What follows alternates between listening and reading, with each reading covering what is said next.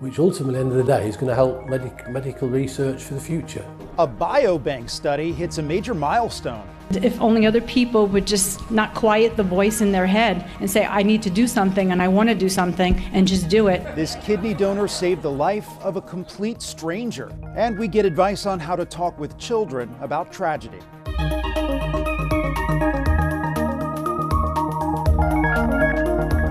Welcome to Eye on Health, where we focus on stories that affect your physical and mental well-being. I'm Bradley Blackburn. Concerns over climate change are impacting the mental health of millions of Americans. According to a new poll from the American Psychiatric Association, some 6 in 10 adults say they're anxious about how the government is currently dealing with climate change. Jared Hill spoke with an expert to find out how people can cope with their anxiety. Deadly flooding in Texas. Just don't even know where to start, where to begin. It's devastating. The latest catastrophic natural disaster weighing on the minds of Americans. More than 40% of adults report climate change is impacting their mental health, according to a recent survey from the American Psychiatric Association. About a third worry about the issue on a weekly basis, suggesting it's a significant source of stress.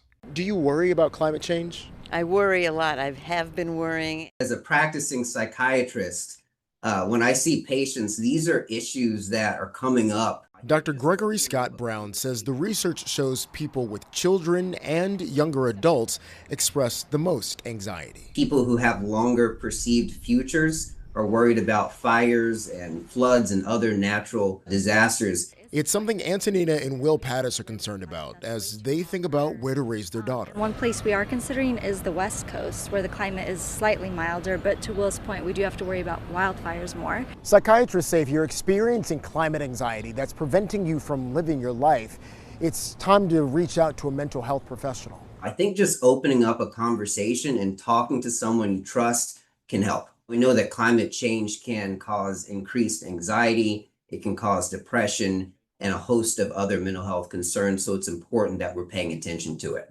Dr. Brown says self-care, good nutrition, and sleep can help relieve anxiety and limit how much media you consume about climate disasters if it's making you anxious. Jared Hill, CBS News, New York. Natural disasters like the tragic Texas floods can also seriously affect mental health for children. Research shows kids who see or hear about disasters are more likely to show symptoms of fear or worry and have trouble sleeping. And even if kids don't see coverage of tragedies at home, 40% of 8 to 12-year-olds are on social media, where videos and pictures may come up.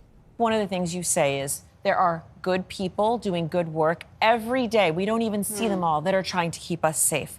And me as your parent, every day, I'm also always thinking about your safety. Psychologist Dr. Cheryl Ziegler recommends reminding your kids about other ways we stay safe from things we can't control. So you start even giving them other examples of things we do for safety so that they're reminded, oh yeah, there's a purpose. Because you get in a car and you put a seatbelt on, you don't even think about it.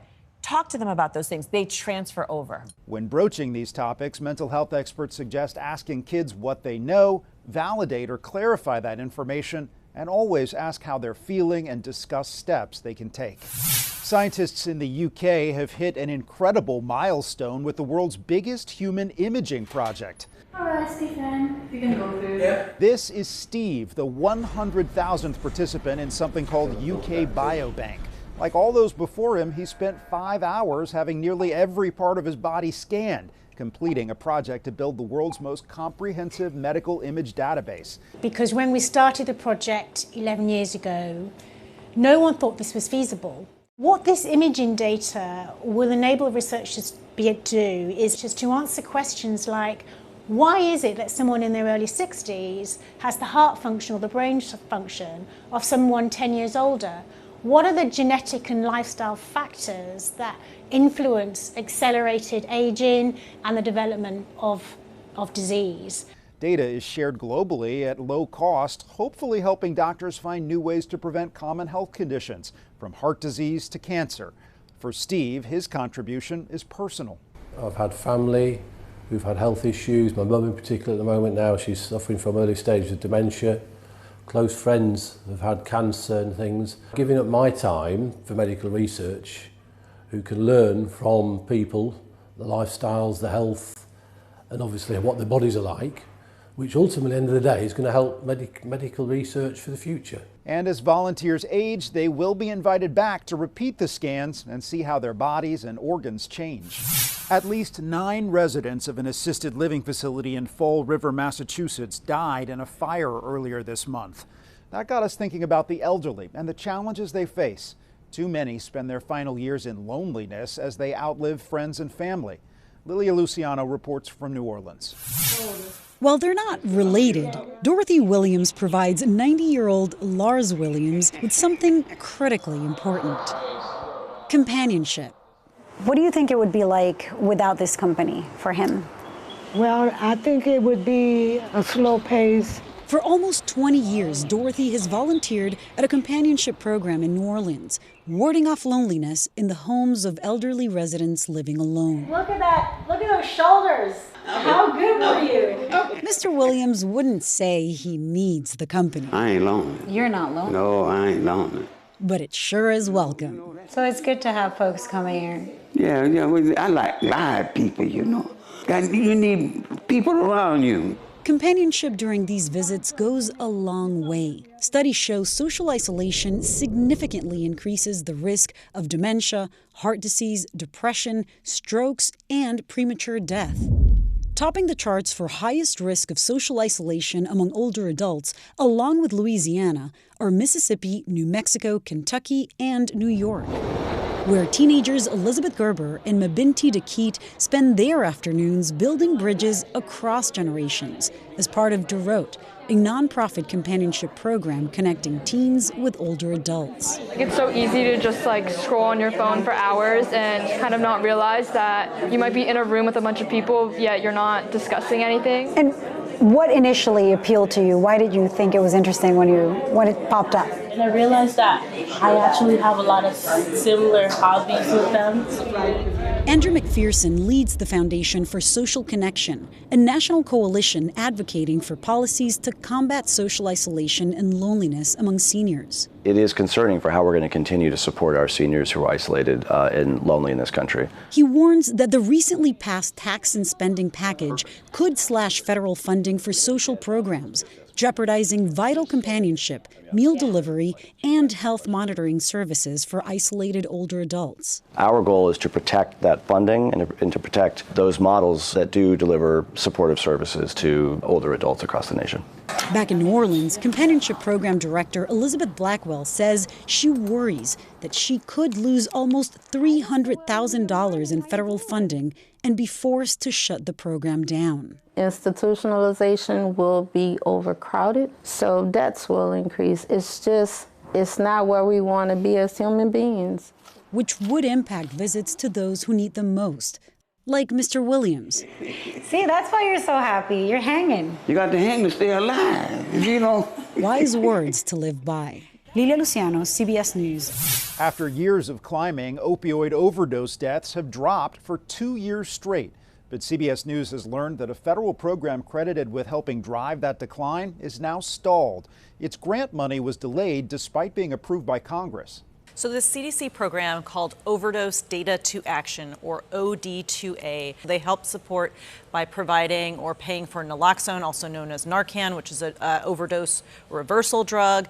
They help pay for staff that would follow up with people who survived an overdose to make sure they then got into treatment. They also did things like tracking, was there fentanyl or xylazine in the drug supply? The delay is part of a larger $1 billion backlog at the Department of Health and Human Services, sparked by recent policy changes. CBS News medical contributor Dr. Celine Gounder says the money doesn't stay at the CDC in Atlanta. Much of it goes out to state and local health programs that can't survive without funding. Even as soon as next month, some of these programs could be forced to close. And when you have programs that are literally life-saving, helping prevent somebody from dying from a drug overdose, we can certainly expect for these numbers to go back up again. CDC data shows overdose deaths in 2024 were down nearly 27% from the year before. Coming up, several snack companies are changing their colors, and safety tips to prevent hot car deaths.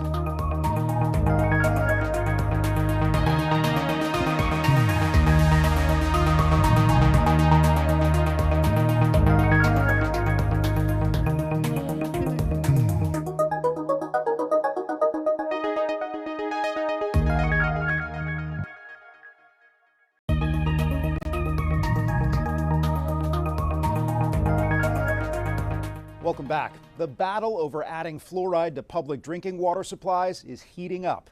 Connecticut's governor signed legislation requiring the state to keep fluoride at existing levels. But Florida and Utah have banned adding fluoride to drinking water. Mark Strassman reports other states may soon follow. We dropped by Brian King's cattle farm in northwest Arkansas. Does this seem a long way from the fluoride debate? Oh, yeah. To talk about fluoride. You're anti-fluoride? I mean, I do have concerns. This is just a state issue. King is also an Arkansas state senator. And since 2011, when the state mandated most public drinking water include fluoride, King has thrown his anti-fluoride voice behind a handful of bills seeking to repeal that mandate. The dentists say the science of fluoride is undeniable. Mm-hmm. If that's the case, they need to individually go out to each water district and sell it to the people in there and let them make their own water decisions. Fluoride is a natural mineral. It strengthens teeth and fights dental decay. And since the 1940s, it's been added to America's public drinking supplies, such as this one servicing Fort Smith, Arkansas. The CDC rated fluoride as one of the top 10 public health achievements of the 20th century. But at least 19 states have considered legislation to remove, ban, or make fluoride optional in public drinking water. The evidence against fluoride is overwhelming. Fluoride critics include Robert Kennedy Jr., the U.S. Secretary of Health and Human Services. In the latest skirmish over science, fluoride opponents argue that at high levels it can lead to kidney and liver damage and lower IQs in children. But dentists such as Kenton Ross say the science supporting fluoride is indisputable. He's also president of the state's dental association. You're going to see a 25% reduction in tooth decay. We have over 75 years of research behind community water fluoridation. It goes into a day storage tank and then it's pumped into the water. Lance McAvoy oversees Fort Smith's water supply. He showed us its fluoride system. It's monitored 24/7? Yes. So we actually take samples every 15 minutes to verify the online equipment. Have you ever had an instance where significantly higher level than desired got into the system? No, we have not. And to dentists, losing fluoride could mean losing the battle against tooth decay. It's going to affect the children the worst because if they don't get it, we can't put it in later in life. Come here. So the biggest issue I've seen in my time in politics when it comes to healthcare is the trust factor. Being able to trust, the scientists, the government, the funding. But with critics like King, the anti-fluoride fight is growing, and their concerns can't just be brushed away. Mark Strassman, CBS News, in Fayetteville, Arkansas. Big news for some popular snacks. Welch's is the latest of several major companies to announce it's eliminating artificial food dyes. The company says it will only use colors from natural sources by early next year. In another change, a trade group for most ice cream makers pledged to remove artificial coloring by 2028. These come amid a push by Health Secretary Robert F. Kennedy Jr., who blames the food industry for many of America's chronic health problems. We've had this extraordinary response from the industry. CBS News medical contributor Dr. Celine Gounder says while there is evidence synthetic dyes can cause issues, this is a red herring for bigger threats to our health. The levels at which humans are exposed to these artificial food dyes are exceedingly low, and the health risks really pale in comparison with the health risks of the added salt, sugar, and fat in processed foods. To help the food industry remove artificial dyes, the FDA has approved several natural dyes in the last 2 months. A critical reminder in these summer months to never leave a child in a vehicle. A nonprofit that tracks hot car deaths found 5 children died in an 8-day stretch in June, and at least 15 children have died so far this year. Michael George has more on stalled federal regulations and one mother who turned heartbreak into advocacy. I put them in their car seats, kissed them. They were ready to go, happy. Marissa Rodriguez never thought that July day 6 years ago would be the last time she'd see her 1-year-old twins Luna and Phoenix alive. Luna had big, beautiful blue eyes, and Phoenix would be so loving. Rodriguez's husband headed to work with the kids in the car, but never dropped them off at daycare. He realized the fatal mistake at the end of the day. It's a tragedy that keeps repeating itself. 5 children in 4 states died in hot cars over an 8-day period just last month. Oh, you're hot. This body cam video from police in Cobb County, Georgia had a better outcome. Officers rescued 2 small children from a 117-degree car. This is the time of year when these tragedies spike. Amber Rollins is director of the nonprofit Kids and Car Safety, which pushed for federal legislation mandating NHTSA, the National Highway Traffic Safety Administration, issue a rule requiring technology in new vehicles to prevent hot car deaths. The November 2023 deadline has come and gone. This is a law. It was signed by Congress, and they should be doing this. Nearly every safety feature in your vehicle today that's required was a hard-fought battle, usually over a decade long, by advocates and families who've lost their loved ones. In a statement to CBS News, a NHTSA spokesperson said, as part of this complex rulemaking, NHTSA is analyzing more sophisticated technologies to detect and alert parents if a child is in the back seat, as well as assessing the effectiveness of seat occupant detection systems. Some steps parents can take right now to prevent tragedy. Make it a habit to open the back door every time you park.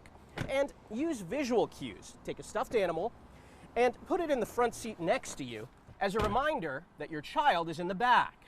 Everything that has suns and moons on it represents our beautiful Luna and Phoenix. Rodriguez has a tree in her backyard dedicated to her twins' memory. She continues to advocate for safety. Nobody loses by having this technology in their vehicle. And keeps her baby shoes with her wherever she goes. Someone told me they were helping me take baby steps forward, and that stuck. Rodriguez hopes federal regulations race to catch up. Michael George, CBS News, New York. After the break, the danger in the home that this dog is sniffing out, and an academic competition for blind and visually impaired students.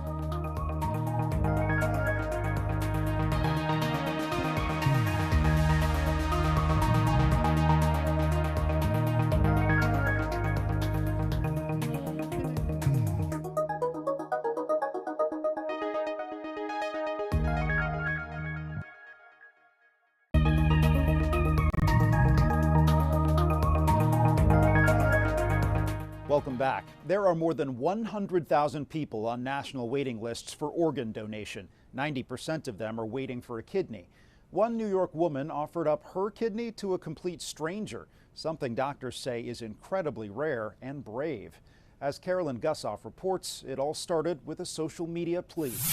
Strangers at Stony Brook University Hospital at the same time. They never met until now. 61-year-old Scott Scannell needed an organ donation for polycystic kidney disease. 3 years on the waiting list. I don't know how much longer I could have gone on with dialysis. My angel came at the right time because I was giving up. Meantime, Anne-Marie Hassan was the picture of health, a volunteer firefighter, triathlete, chemistry teacher. This social media post changed the course of both lives. I was honored to answer that call because I believe that God uses people to answer other people's prayers.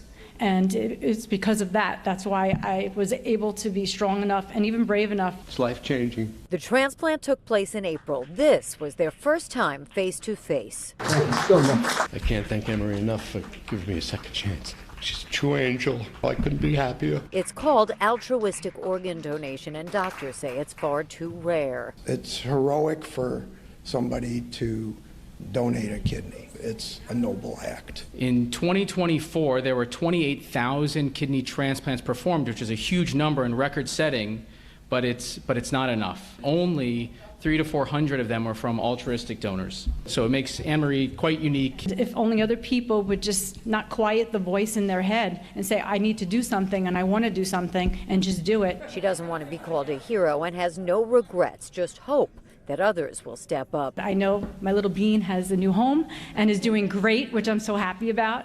And I'm healthy and I'm fine. And should she ever need a kidney, she'll go to the top of the waiting list. Carolyn Gussoff, CBS News, Stony Brook, New York.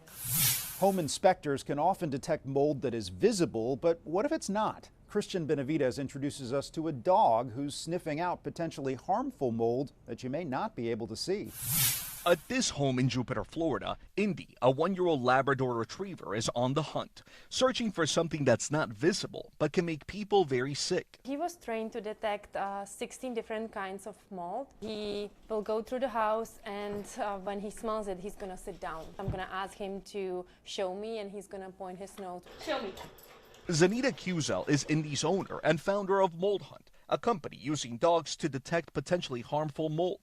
Cuzel started the company after she developed pneumonia from hidden mold at a home she purchased, despite getting the necessary inspections.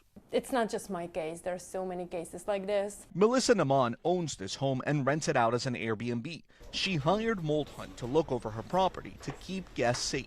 There was nothing detected when I had a home inspection when I purchased the property. So we're going to find out. We're going to find out. Indy got right to work, identifying some areas of concern that Naman plans to address, but says didn't come up in the original home inspection. That's something she often sees as a realtor. I have clients that have purchased a home and found mold after the fact. Mold can be dangerous, even deadly. Symptoms include sneezing, coughing, congestion, and eye irritation, though people can have more severe reactions the longer it goes untreated. Over the years, dogs have been trained to detect everything from drugs to explosives, even COVID-19. Canine accuracy can range from 75 to 90%. This job gave Indy a second chance at life. Indy was originally returned to his breeders because his first owner said he was too high energy. But in this job, he's found a purpose. Indy underwent an intensive 3-month training program. He needs a purpose. He needs to work. He's really happy doing it. Sniffing out what may be lurking out of sight. Cristian Benavides, CBS News, Jupiter, Florida. For 25 years, blind and visually impaired children have competed in the Braille Challenge, a competition highlighting skills needed to succeed in the world. Officials say academic challenges like these are important building blocks for the community. That's because, according to the National Federation of the Blind, only 15% of adults with visual disabilities attain a bachelor's degree or higher. Frankie Lister introduces us to one Minnesota girl who competed in this year's tournament. In this 9-year-old's backyard, it's just a Wednesday afternoon. There's some things I can't do because I can't really see what I'm doing. And then I'm like, uh-oh. But the fact she can't see doesn't stop her. I'm the person who never gives up on anything she does. She put that determination to the test recently in LA. Having qualified and competed in the Global Braille Challenge Finals, a competition so competitive, only 10 students from each grade make it this far. And they get to compete in spelling, reading comprehension, proofreading, charts and graphs, speed and accuracy. Braille is a skill she started learning at 6 months. She was born with something called septo-optic dysplasia. My optic nerve is really small and my pituitary gland is really small. Her parents will never forget that diagnosis. It was really scary, not knowing, what the future was going to bring to her. Flash forward nearly 9 years, her current provider at M Health Fairview isn't surprised she made it to the world stage. She's so healthy and living a pretty normal life on hormone replacement therapy. She's just so smart and she's doing great. Never give up. Keep trying. Persevere. In a dark world, her future is bright. Frankie McLister, CBS News, Minneapolis, Minnesota. That's Eye on Health for this week. I'm Bradley Blackburn. Thanks for joining us, and be well.